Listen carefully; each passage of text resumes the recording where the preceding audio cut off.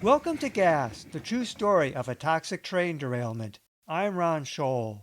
Last time on Gas, as litigation heated up between Montana Rail Link and spill victims, a judge sanctioned MRL for withholding documents about railware on their line.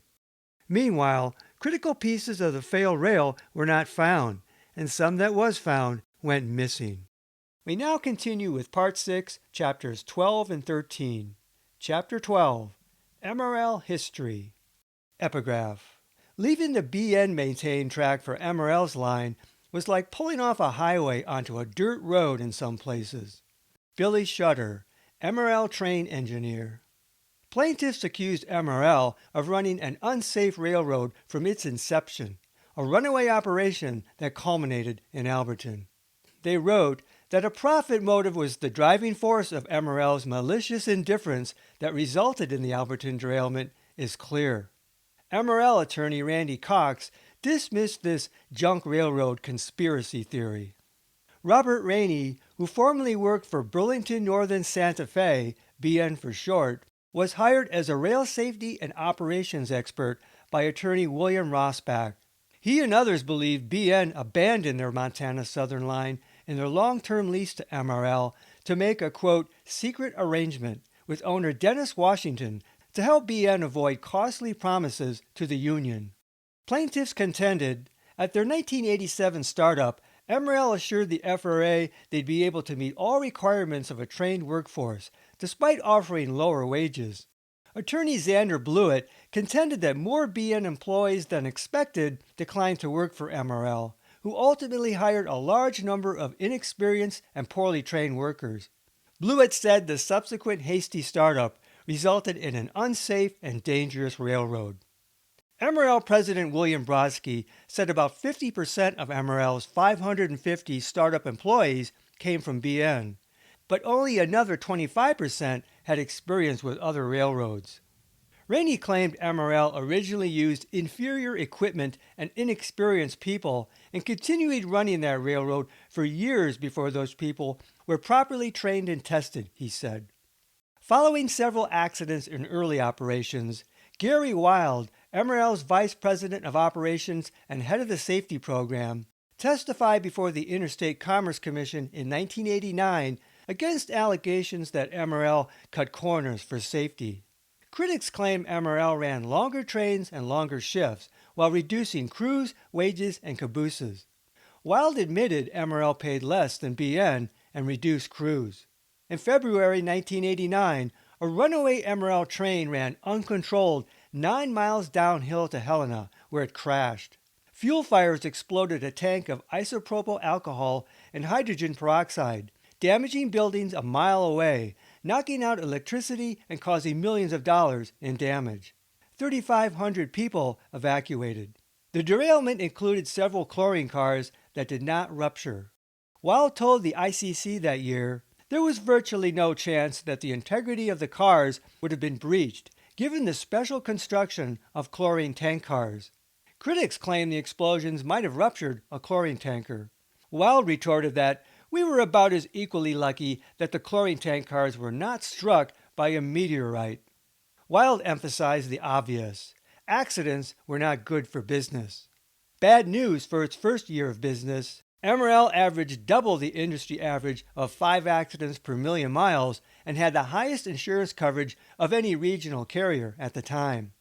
The meteor struck 7 years later in Alberton. MRL ran a troubled track.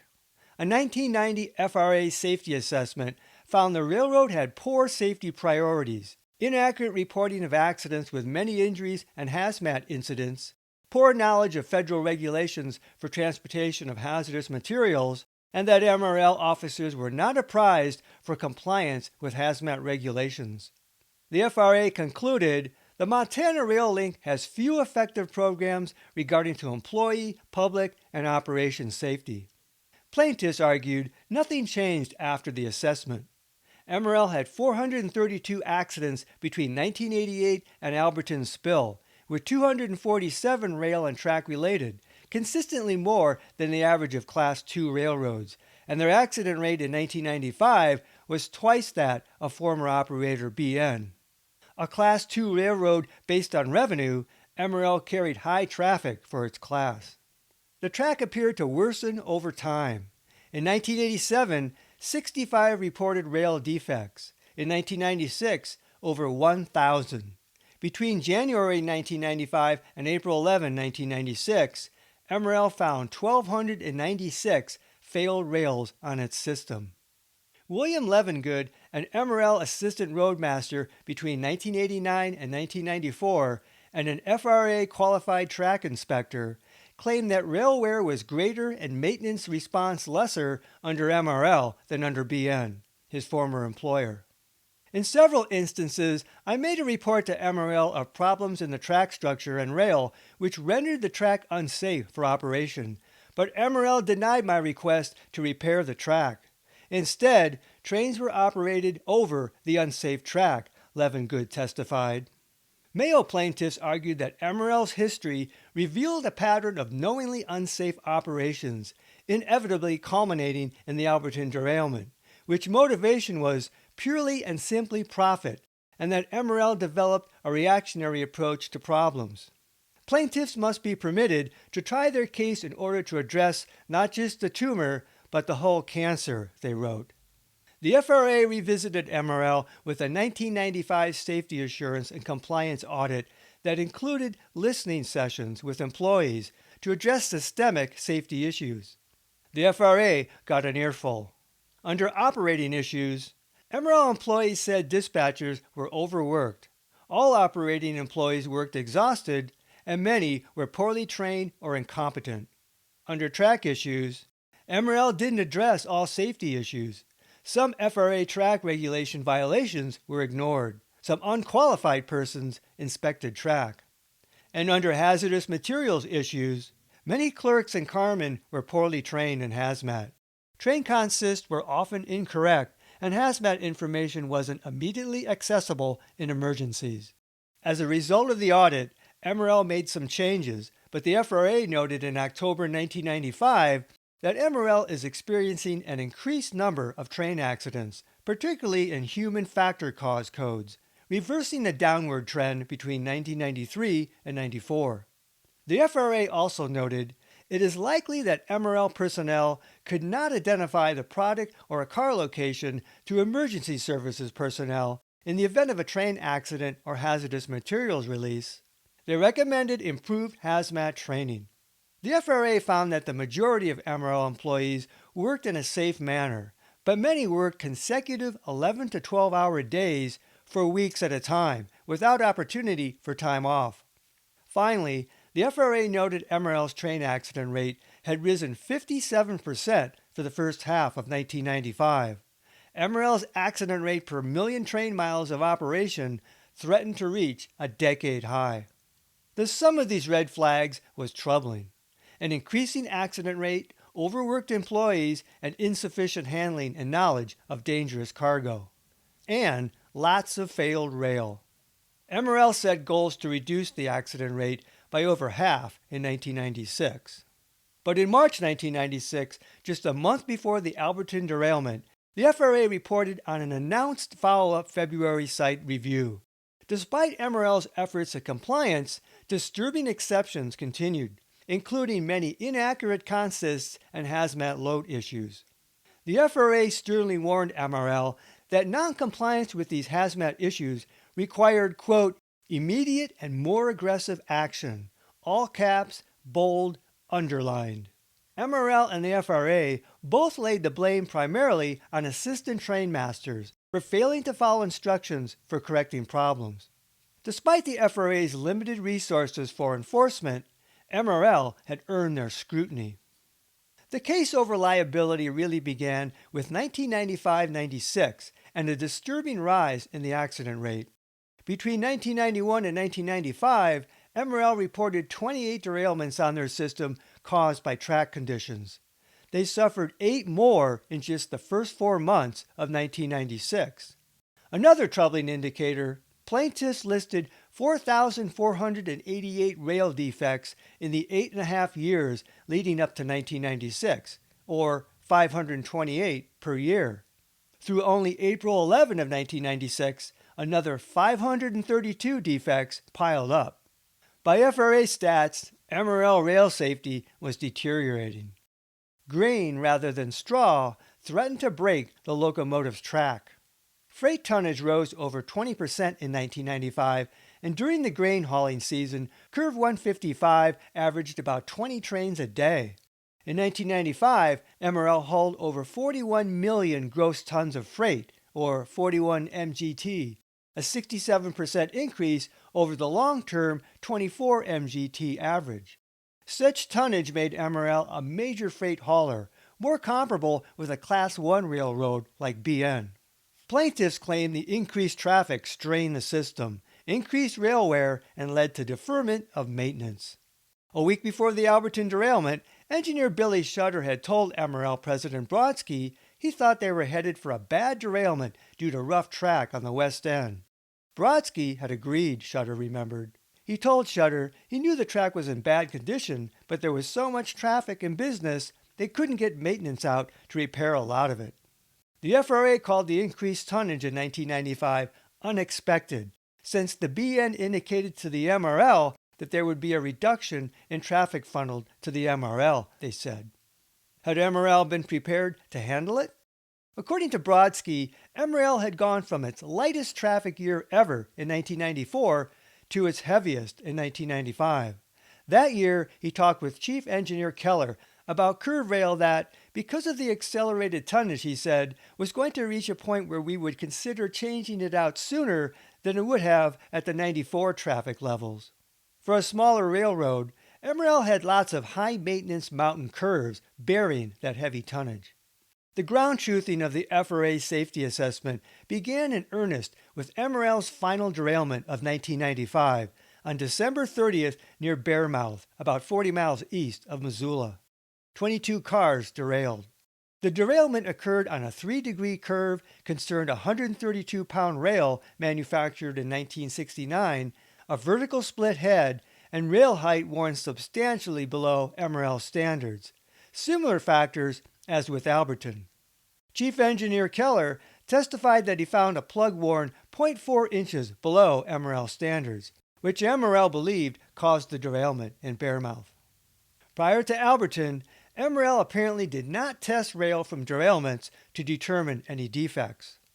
MRL attorneys argued that Bearmouth shouldn't have caused MRL to generally suspect problems with their line, but the facts suggested Bearmouth prompted exactly that.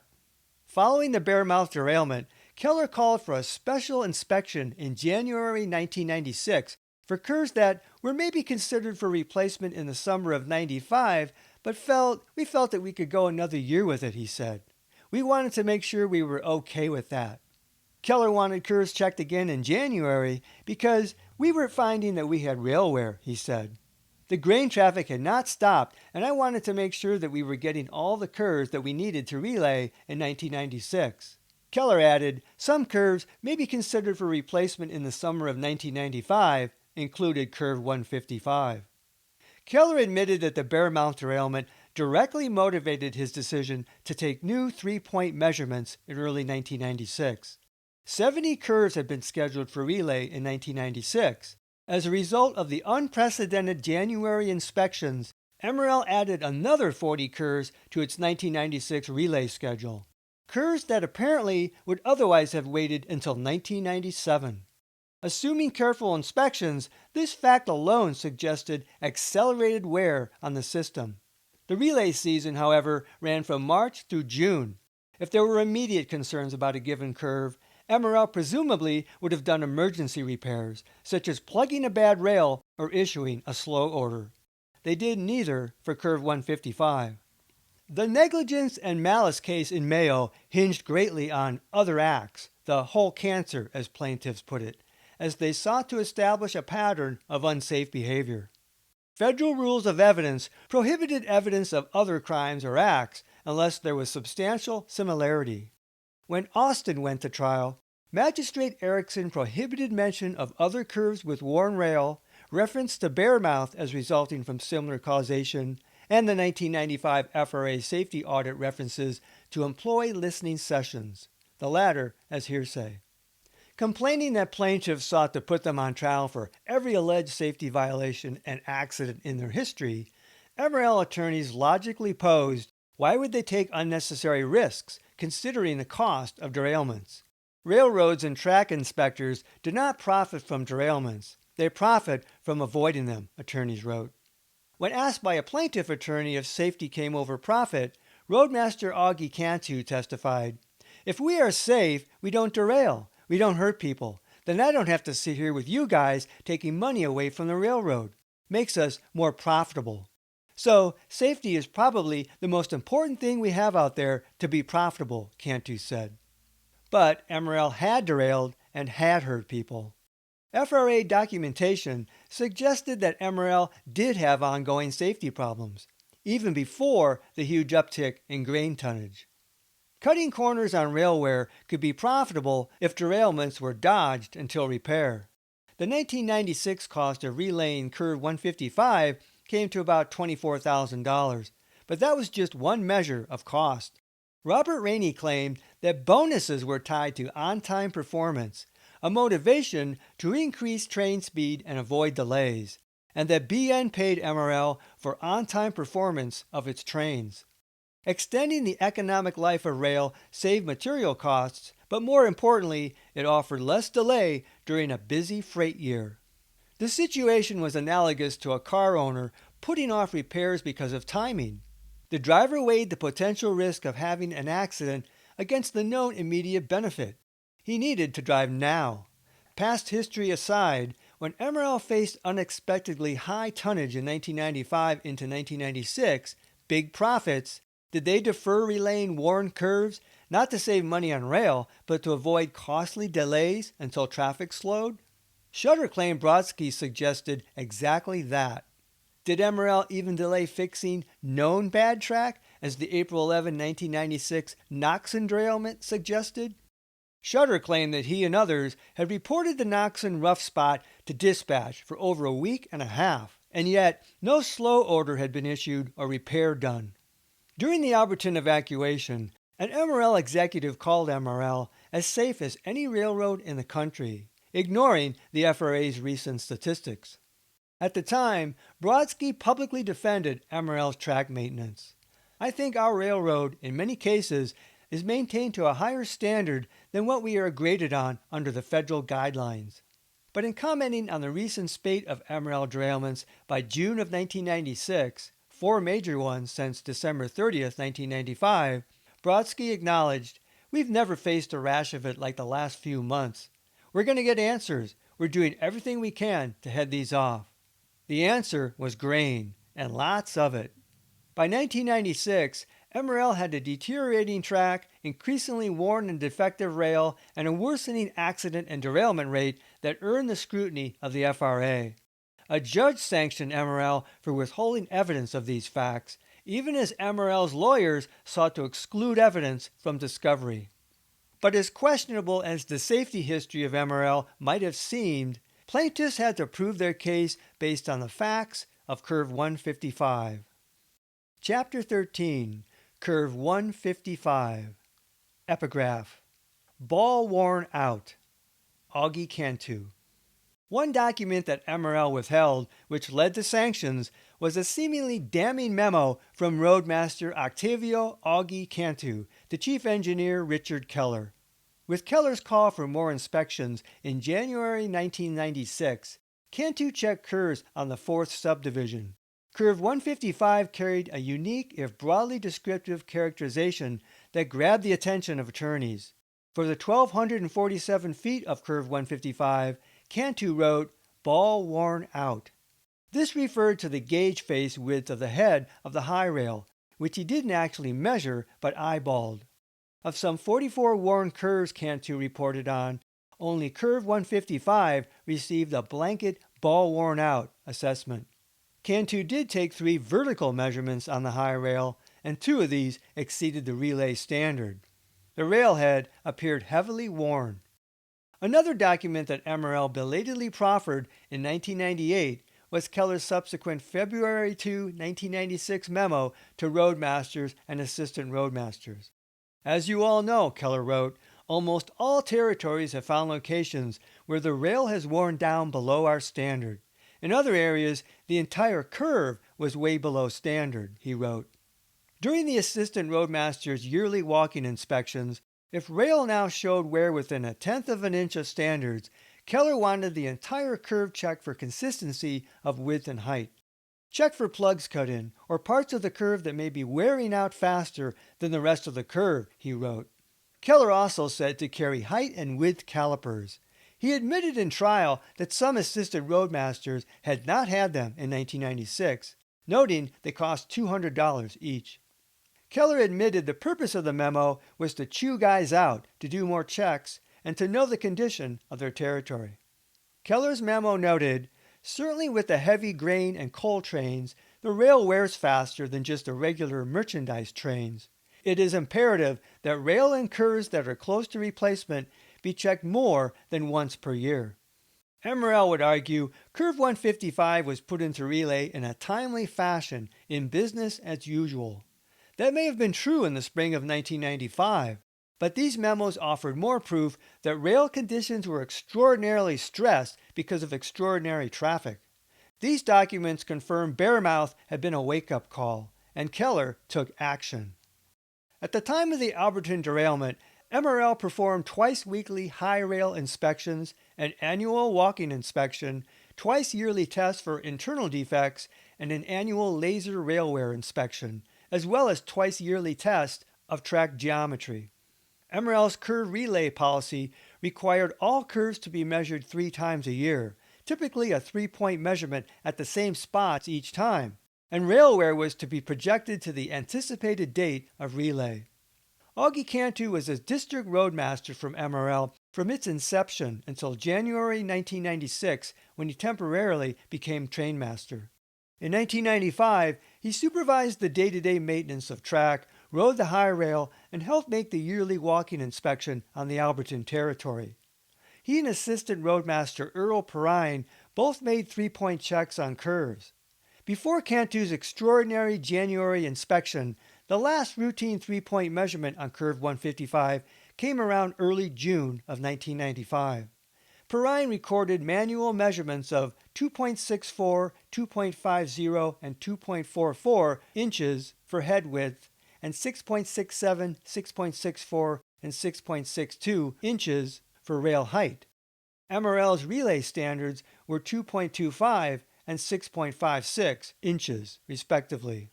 These select measurements were all above MRL standards. Anticipating future wear, Perrine thought Curve 155 should be put into relay for 1996, and Cantu went back out with him to remeasure it.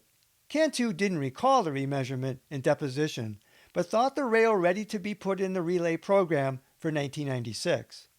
But a poor report for Curve 155 on the annual laser rail wear plot test of June 7, 1995 soon followed.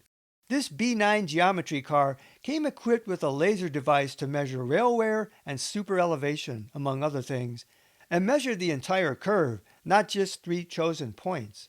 On the laser rail graph line profile, Curve 155 produced a valley among the peaks of adjacent tangent rail. In mid-1995, the high rail had measurements exceeding MRL's vertical wear limit by over 0.125 inches. On the gauge face of the railhead, the laser rail readout could only record measurements of up to a ½ inch of wear because the machine was calibrated to BN's more strict standards for rail wear. MRL standards allowed 3/4 of an inch of gauge face wear. So the majority of Curve 155 profiled wear of at least ½ an inch, with the worst measurements unknown. Keller admitted the profile indicated that some of the curve had gauge wear greater than ½ an inch by the summer of 1995. Plaintiffs argued that MRL should have placed Curve 155 in the relay program in 1994 to slate it for relay in 1995, or, based on the recorded wear in June 1995, MRL should have plugged the most worn parts, if not relayed all of Curve 155, in 1995. based on the laser rail report, which came out in July of 1995, Keller testified the vertical wear of curve 155 was close to or had met or exceeded the standard and therefore required a field verification as part of making curve relay requests for the following year. Cantu said he then recorded one set of measurements of 6.55 for the height, 0.01 inch below the standard, and 2.51 inch width, well above the standard. Apparently, this one set of measurements served to verify the laser rail's plot of the entire curve.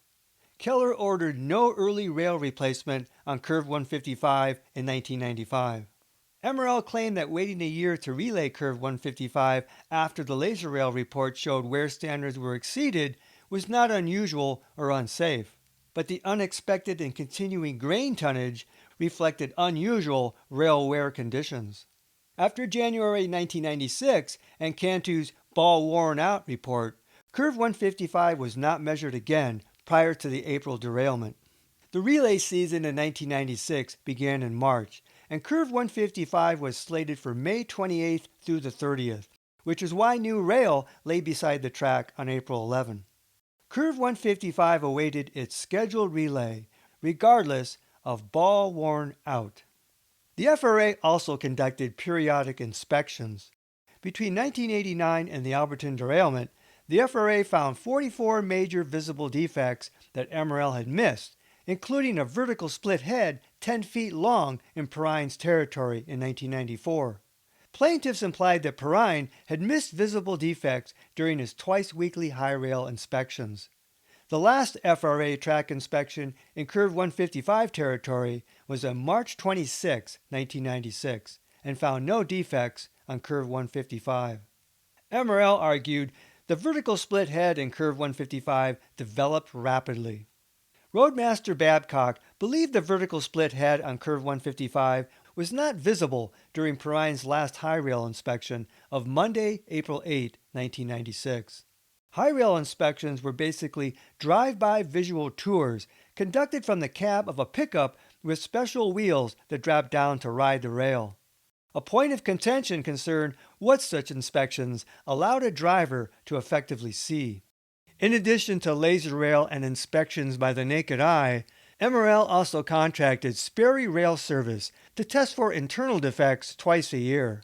The Sperry Rail Flaw Detection Car, the Sperry car, used ultrasonic and induction tests to produce readouts similar to an EKG, straight parallel lines with occasional blips that could indicate problems with rail strength and integrity. Surface imperfections such as shelling and flaking could interfere with picking up internal defects, so the readout only guided the inspector, a trained professional who analyzed the tape. Accuracy of the Sperry ultrasonic test could also be affected by gauge face wear. Cantu often had ridden the Sperry car and said the operator would sometimes comment that he had to go slower to get a good test on certain worn areas. In 6 weeks in early 1996, Sperry caught 122 internal defects on the 4th subdivision and 390 system-wide, the largest number ever reported on MRL's line. Detected vertical split heads had almost doubled from a year and a half ago to 40, further corroboration of a deteriorating line. The last Sperry test over curve 155 on March 1, 1996, reported no anomalies. Babcock accompanied the operator to mark any discovered defects. When the tape indicated a problem, the Sperry operator would look out the back window of the car and decide whether or not to stop. If he saw a surface imperfection, he might not bother to stop, as they were not reportable. But since surface defects could also interfere with the good induction test, in which an electric current produced a magnetic field, the operator might get out and hand test. Babcock testified that the operator stopped, quote, 1,000 times a day. Not every day, you know. I'm not kid. Well, that's the way it seems. And normally, the better the rail is, the less they have to get out, he said. Apparently, MRL rail kept the Sperry operator very busy. The March 1 Sperry car made no stops on curve 155. But a post-derailment review of the analog tape by the FRA did find an anomaly on the induction channel for the North High rail that ran for about 35 to 40 feet, about the length of a rail and located 570 feet east of mile marker 155, which was precisely mile marker 154.892, the estimated point of derailment. The FRA concluded the anomaly indicated either a surface imperfection or an internal defect, such as a vertical split head. But also, something had prevented the ultrasound waves from penetrating to the bottom of the rail, a problem typically caused by surface defects or severe wear, which altered the angle of the sensors. But the Sperry operator did not stop on curve 155, which suggested he either missed the anomaly on the tape at the time or had reason to believe it was just a surface defect, a very long one, as MRL would argue. Nor did he hand-check the poor ultrasound test. Perhaps, with stops 1,000 times a day, the operator felt too pressed to check every anomaly. Regardless, Sperry did not note a surface problem nor inform MRL later of an internal defect. In hindsight, Keller felt the tape indication maybe should have generated a stop, he said. Keller acknowledged that there had been times when Sperry did not report a defect and then a service failure due to a defect, including a vertical split head, had occurred. Something had been indicated on the tape at the estimated point of derailment. In hindsight, the anomaly was highly likely a long internal defect. Critical of Sperry, on June 11, 1996, Keller wrote Sperry Rail Service to complain. Informed by the FRA, Keller, if not MRL's lawyers, thought the curve 155 anomaly likely indicated a vertical split head, and Sperry had missed it. After the April 8 high rail inspection on curve 155 by Perrine, in which he noted no visual defects, finally came the engine crews, which Cantu called the best source of information because they saw change occurring from shift to shift. MRL attorneys claimed the crews in the days prior to the derailment reported nothing. Regardless of whether Sperry missed sign of an internal defect, no curve 155 inspection had noted an external sign of a vertical split head prior to the derailment. But the wear on curve 155 and on the failed rail didn't help MRL's case, nor did their withholding of wear documents. Plaintiffs argue that based on wear data, curve 155 should have been relayed earlier, especially with freight tonnage remaining high, that more careful inspections would have detected the vertical split head, and that wear on low-quality A-rail precipitated the VSH forming. Ultimately, MRL would argue that rail relay was not triggered by wear exceeding their standards anyway. It depended on one's definition of standards. Next time on Gas, the true story of a toxic train derailment. Following the disastrous Alberton derailment and chemical spill, along with other recent derailments on the Montana Rail Link line, the Federal Railroad Administration conducts a special investigation. We also take a closer look at a VSH, a vertical split head, and how they form in a rail and cause failure. Until then, this is Ron Scholl. Thanks for listening. This podcast is adapted from the book Gas, the true story of a toxic train derailment. Visit Amazon.com to see the 2-book series. To access support material in the book, such as maps, photos, illustrations, and video links, visit my Facebook page Gas, the true story, or watch my Gas playlist on my YouTube channel at RL Scholl.